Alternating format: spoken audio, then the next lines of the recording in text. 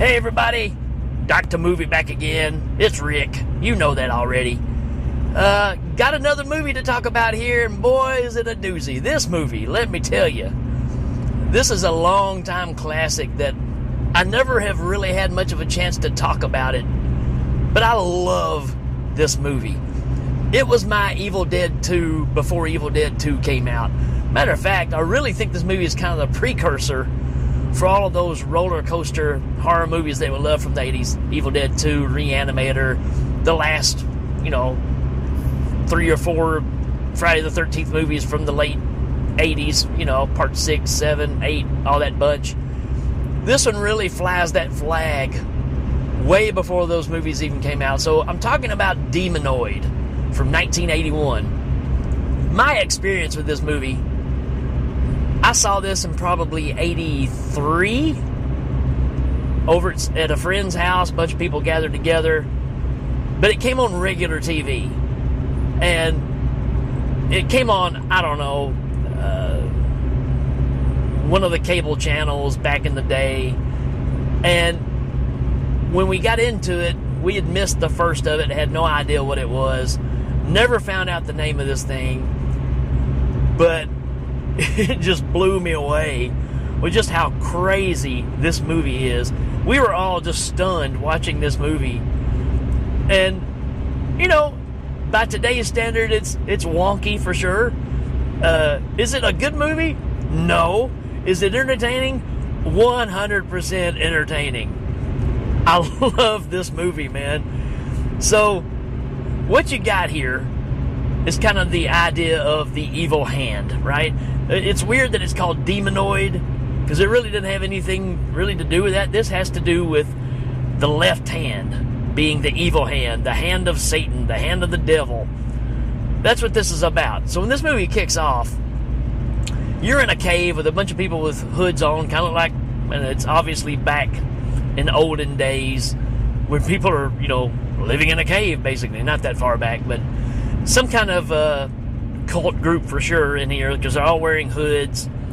And one of the people in there starts attacking the rest of them, and they pull the hood off of that person, and it's a woman. And when you realize it's a woman, then it starts focusing on her, and she is literally picking up people with one hand, her left hand, and just throwing people around like it's nothing. So they end up finally getting a hold of her, throwing her against the wall, and her clothes fall off. That's pretty convenient. That's, that's the 80s for you. But they strap her to the wall, and they cut off her left hand, and they place it in this metal chalice that's shaped like a claw. And they put that hand in there, and then it jumps to modern time 1981. And this couple, the Baines family, Mike and Jennifer, have purchased a mining industry, a mine. And they're trying to get people to work down there. They're excavating, looking at everything. Well, it turns out this is the same mine that all this happened in all these years ago. So all the workers who believe in all the rituals and everything are scared to death to work in there because the devil's in there. Well, to get the workers to go back to work, you get a long story of the back history of why they're scared and stuff. And actually, there's an exhibition that the husband and wife go and look at, and it's all these mummies, real mummified bodies here. And Jennifer, the lady, realizes that they're missing a hand. Just about every one of them is missing their left hand. So there you go. Some kind of weird coincidence there, right? Well, long story short, in order to get the workers to work, the boss and his wife go down into the mine, and they fall through a shaft and end up in this torture chamber from wee years ago. And in that chamber, they find statues of a devil-type creature that's standing there with a sword over its head. And they find this metal chalice, right? So they take it with them and bring it back outside, and they show all the workers, here's your devil, this is what you're scared of, so now you can go to work. And everybody's like, you just proved that it was actually in there. We're not even getting close to that place.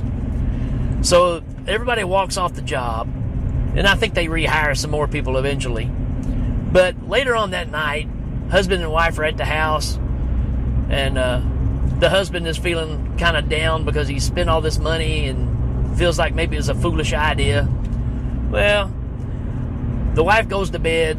The husband gets tore up. I mean, he is tore up from the floor up. He is pretty rough.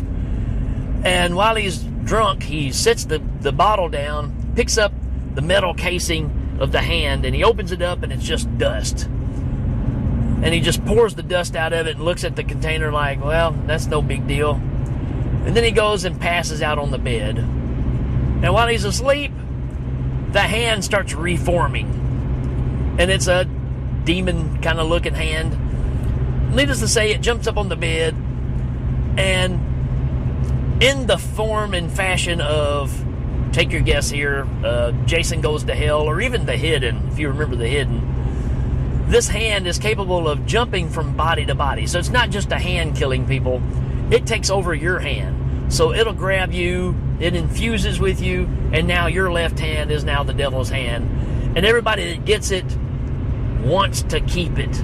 They don't want to separate from it, even though it's deadly. So the husband gets the hand, and the next morning, his wife is trying to find him, and he goes out to the mine, and he has rigged the mine up with dynamite, and there's people still working in there, and he just blows it up. People and everything in there. Then he just takes off. Nobody knows where he goes. Well, he goes gambling. He goes to the casino, and he's gambling, and he's using the devil's left hand. He's winning all these craps, man. He's piling up the money. It gets so big that it's even in the newspaper how much he's winning. So his wife sees that in the paper. Also, we got a couple of gamblers here who are doing a job here, right? So they realize this guy's up to something, and they're wanting a cut of it. They want to know how this is happening. Happens to be the late, great Ted White as one of the characters. So plays a great role in this. But it's Ted White and this lady, and she ends up seducing the guy that owns the mine. And they go out to the car, and when they get in the car, Ted White comes out, bashes him in the head, throws him in the back seat, and they drive out in the middle of nowhere. They tie him to a table, and Ted's like, look, we don't want your money, and we know it's in the safe. We want to know how you're doing this, because we want to make the money ourselves too, so we can be a partnership. And if you don't tell me, I'm going to cut your hands off. They got him strapped across this table, and he's got this big machete. Kind of ironic, right? Big machete. Well, out of nowhere, super strength comes into the hand, and he just totally demolishes these two people. And in the process, he learns that the hand is bad. So he's going to try to get rid of the hand. The hand starts attacking him, a la Evil Dead Part 2, with the hand hitting him in the face and all that stuff. He literally grabs that one woman's face and just crushes it. It's pretty awesome. But he's fighting with his hand, and the hand pretty much pours gasoline all over himself, and then grabs a lamp and throws it and sets himself on fire, and he jumps out the window, and the hand burrows itself down into the ground so it won't be damaged by the fire. Pretty crazy. This is about 30 minutes into it, but it takes a little bit to get going, but once it gets going, it doesn't stop, people. This thing kicks into another gear. So if that wasn't crazy enough, dude is burned up, looks terrible. Well, they take him to, the hospital to be, presumed dead. At this point, the wife has finally tracked him down and wants to see the body. And she goes to the priest that did the ceremony for the burial and says, hey, I want to make sure that it's him. Can we dig the body up? All this kind of stuff. And you get some vague reason. Some distant relative, came and said, yes, that was him. They buried him. Well, while they're having this conversation, they show the gravesite, and dude comes busting up out of the ground like Jason. Almost like a ninja. I mean, it just almost like something from Kill Bill. It's just the casket and everything just explodes, and he comes flying up out of the ground. And they send a cop out there because they found, they the priest and Jennifer, go out and look at the gravesite, and she's explaining nobody dug this up. This was busted out of. So they call the cops out there. Dude named Leo shows up, and he drives out there. He's a friend of the priest. And he goes out there, and he hears a noise, so he gets away from the squad car. And while he's away, this corpse that's been burned alive, which still has the hand on it, goes over to the cop car, puts its hand inside the car door, and starts slamming it to chop the hand off. The hand is wanting to get away from the body. So it has rejuvenated the body long enough to try to get loose. So you can imagine when this cop comes back to his car, there's this burnt body leaned up against the door, face into the door, with its half arm stuck into it with the rest of it cut off. Well, needless to say, you know how this goes. This hand jumps from person to person more than a Kardashian. It's just, the rest of the movie is just from person to person. It goes from Leon to, and Leon, because he's a cop, goes and kidnaps Jennifer and takes her to a plastic surgeon with him, because he wants to have his hand cut off and given to her because she is the owner of it, because it's a curse. I know. Does it make sense? I don't know. But that's what you're getting. So, he's in there, and they're using a laser to cut this hand off. This is, 81. This is pretty cutting edge. And while this is going on, the hand doesn't like it. Hand gets crazy, starts attacking people. The hand kills Leo. Then it jumps and grabs the doctor. Doctor gets possessed. His hand is now the strong hand. It just keeps going. So it's jumping from person to person. The nurse gets killed. Jenny gets free and takes off running. And the doctor runs out and jumps in his Cadillac convertible and takes off. And the rest of the cops are coming for some reason. I don't know how they knew that something had happened, but they're rushing to try to help. And this doctor is driving his Cadillac beside a set of railroad tracks, and he stands up on the car while it's still moving, on the door, grabs the side of the train, and he's riding the train now with this big grin on his face. You can imagine, at the age of 13, I'm just going, what in the heck am I watching here? Well, he thinks he's got away, but he ends up getting knocked off the train. And while he's laying there, he reaches his hand across and cuts his hand off with the railroad tracks, where the train is coming across. And the hand slithers away under the train and climbs up and grabs one of the carts and rides off on the train. And I gotta say, some of these effects, even though it's goofy as it is, some of these effects, I'm looking at them going, how did they pull this off? Because this looks really good. And I think that's what's always blew me away about it. Because, the hand movies, you're going to get some goofy stuff, right? But this, it really works. And I'm really impressed with some of the effects here. So, we get past that. The hand comes back to attack the lady. And she ends up teaming up with the priest. And they kind of are trying to figure all this out. So the priest ends up taking her in and letting her stay somewhere outside, maybe the parsonage or whatever, the church. Says, you'll be safe here, all this kind of stuff. Well, the hand shows up at the church, right? It showed up at her place, knew where she lived. Even though it jumped on a train, it has a great sense of direction. And comes back to her house, chases her out of the house. Actually, when the priest comes and picks her up in the car, it jumps out on the car and rides on the back of the car all the way back to the church. That's what happens. And this is crazy. I mean, so now we got the showdown, right? And you kind of get this. There's definitely I'm borrowing a little bit from The Exorcist here in this movie.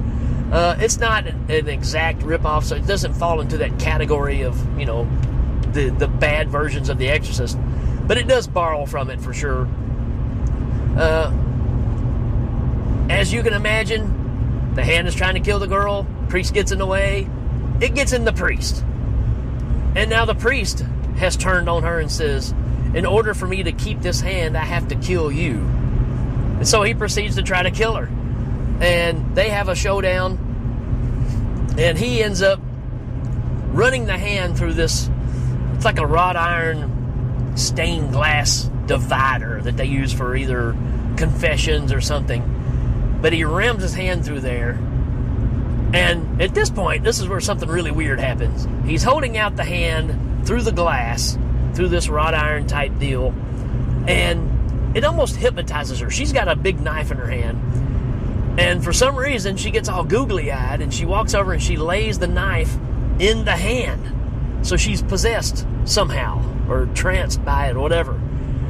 Well, the priest grabs the knife, pulls it out of the way, and says, "Don't worry, my child, death is only a passing." And she lays her head in the hand, and the priest raises the knife like he's going to stab her in the back of the head or in the neck. Well, she moves her head, and he rams the knife through his wrist. So now the hand is captured between this wrought iron fixture and the knife, and it can't fit through, so it's stuck on this other side of this divider. And then the priest says something we all want to hear in our lifetime. "Jenny, get me the blowtorch." Jenny, get me the blowtorch. That's iconic. It should be a movie phrase we should use forever. Needless to say, he stands there and burns his hand down to nothing. And they capture what's left of it, the ashes and everything. They put it back in the canister, and they drive out to the ocean. They throw it in the ocean. He does a blessing over it, and everybody goes home, right? So there is a twist ending to this that I don't want to give away, because I do want you to watch this movie. It's on Tubi, so you can watch it for free.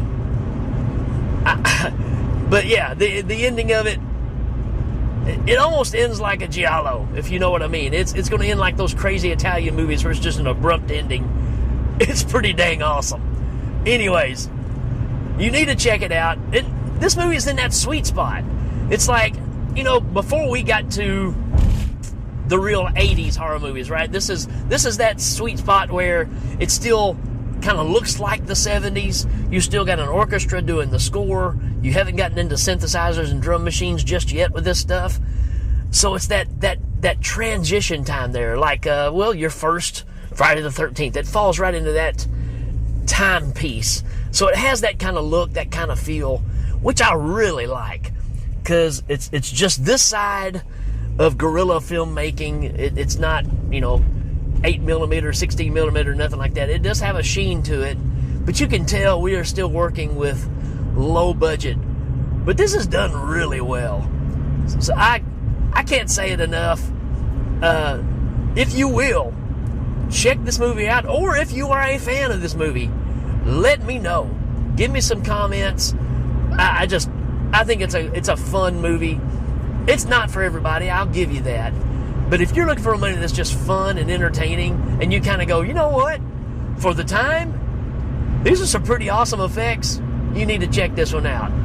So there you go, folks. Demonoid, 1981. Go knock your socks off.